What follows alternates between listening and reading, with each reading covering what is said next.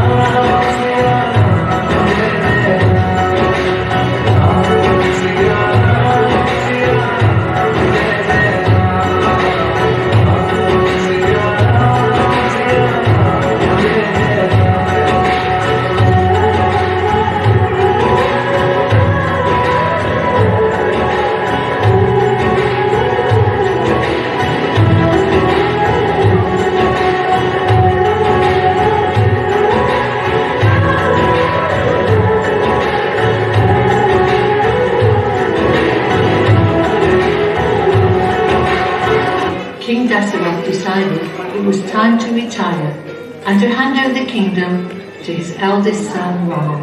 The citizens were overjoyed and happily prepared to crown Ram the new king. They swept the roads till they were spotless and sprinkled them with scented water.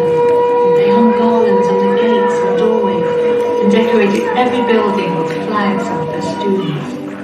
But within the palace there lived a wicked and hunchbacked maidservant who convinced Queen Kaikeyi that her son Bharat should be crowned king and not Ram.